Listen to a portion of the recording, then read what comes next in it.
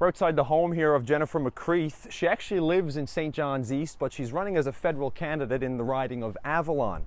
McCreath is running for a new party called Force et Démocratie, and today she's invited us in to talk about her campaign. McCreath's living room is also her campaign headquarters. This week, she's crammed many phone interviews. I've been lambasted with media requests all over the country. I don't just want to be seen as a trans person, I want to be seen as a person. Her dad was once an MP and federal minister. She lost a bid for St. John's City Council, severed ties with the NDP. McCreath is no stranger to politics, just trying to find where she fits in. As soon as I saw Strength and Democracy, Force et Démocratie, something hit me and said, this is exactly what I stand for, what I believe in. With the Conservatives and NDP still without an Avalon candidate, the Liberals, they have Ken MacDonald, the Green Party, Krista Byrne-Pumala, and then there's Independent Scott Andrews. McCreath says it's a bag of political situations she hopes works in her favor. The whole Scott Andrews situation was handled poorly, in my opinion, by Justin Trudeau and the NDP folks. At the same time, Mr. Andrews did make some controversial comments about being jovial. McCreath's attitude is in it to win it. Currently with no job, she sells wrestling swag for money and is relying on friend favors and rent-a-cars to get around the riding.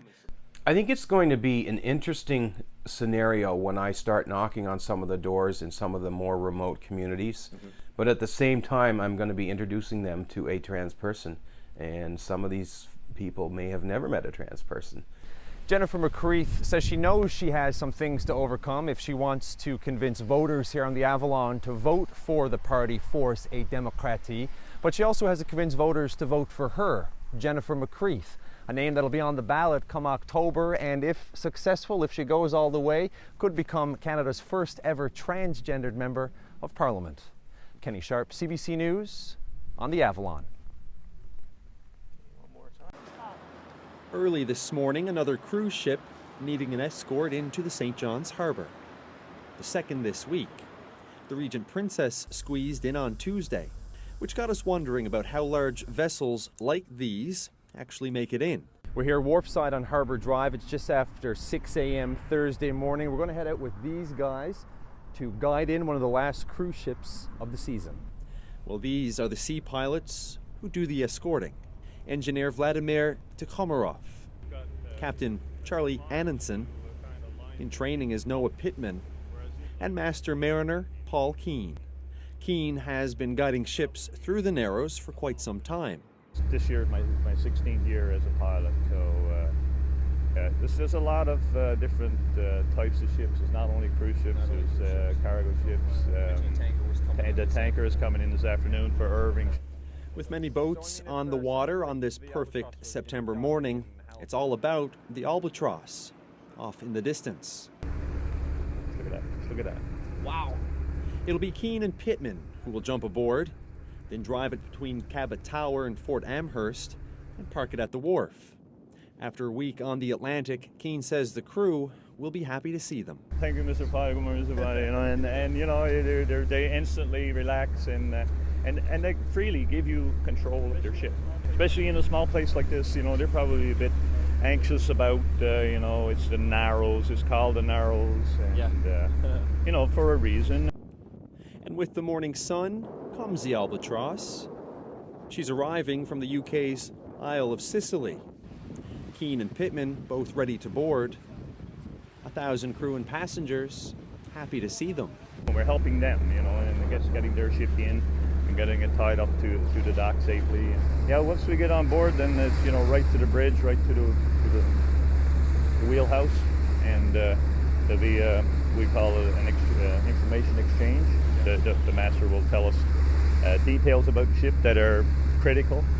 So with that, Captain Kane and Captain Pittman board the Albatross. If it weren't for people like them and the captains aboard the pilot vessel, the thousands of visitors who make it into St. John's on ships like the Albatross would have a difficult time doing so. But it's a quick turnaround for them.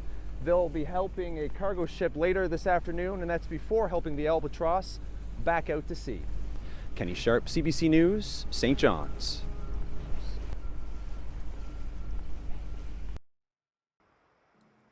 The voyage to Mistaken Point near Portugal Cove South is breathtaking. A few kilometers by car, another kilometer or two hike on foot. Off in the distance, Andrew Kerr and his wife with 2 tour guides, hiking out to see what Mistaken Point is made of. Thousands of fossils sitting here on Newfoundland's southern shore, buried by volcanic ash 500 million years ago.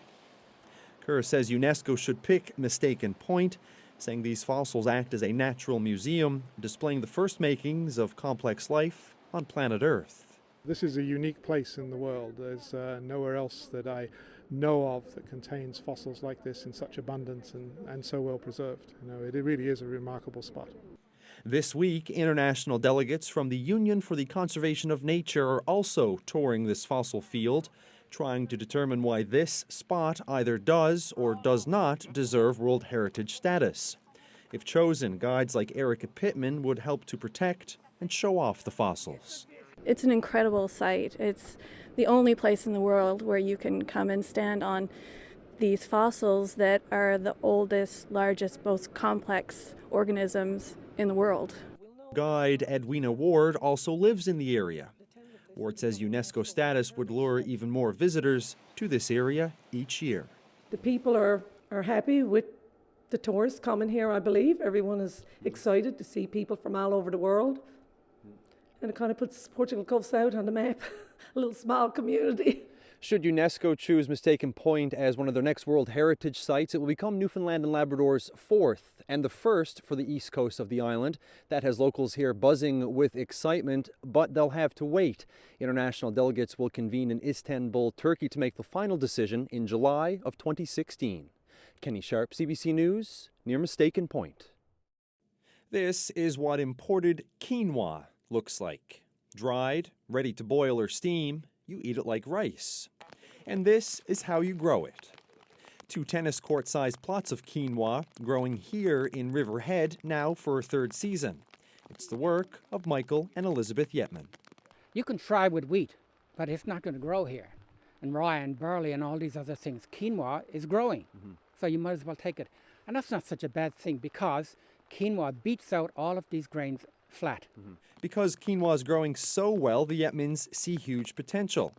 They'd like money from the provincial government or anyone who's willing to invest in order to expand their operation.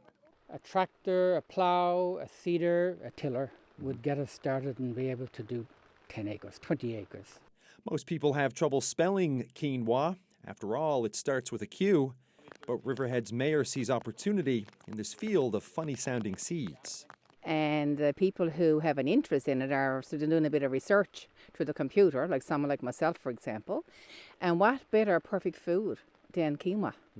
I've tried it myself, I've cooked it, and I've added a lot of things to it. So what's it going to take besides a bit of money to make quinoa here continue? Oh, I think it is an absolute wonderful thing that he's doing this. And in a way, we need young people to come and help us because we're getting older and we cannot keep on doing it forever.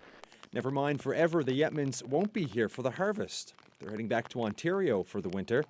Friends and family to take in this year's quinoa crop, and come next year, there'll be more quinoa and maybe the promise of a new industry.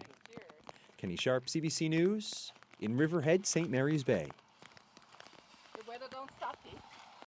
While people were talking about the funnel cloud Tuesday in Conception Bay South, this was happening at Cynthia Stapleton's property in Upper Gullies. Oh my God.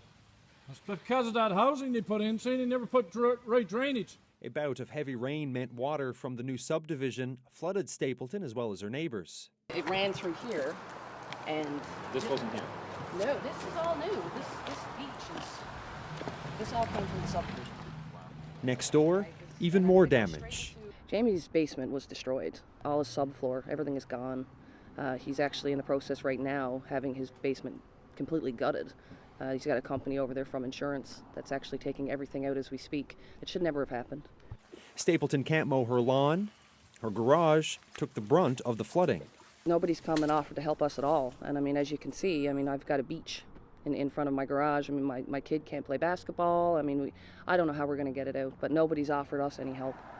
Meantime, CBS Mayor Stephen Tessier says new gutters and a bigger culvert is on the way, and that the area is now at the top of the town's priority list. We've asked them to review it, look at it, see what needs to be done, see what we can do to relieve this problem and hopefully not let it happen again. You know, it's our utmost responsibility, I guess, to make sure that people don't get flooded out. I think it's a little too late. I think crisis management it should be the other way. There should be prevention. And they knew this was going on. I started calling about this last year. So while Cynthia Stapleton and her neighbors wait for a new gutter and water drainage system to be installed, they're left wondering about what's going to happen next time it rains and where all the water from this new subdivision is going to flow. Kenny Sharpe, CBC News in Upper Gullies.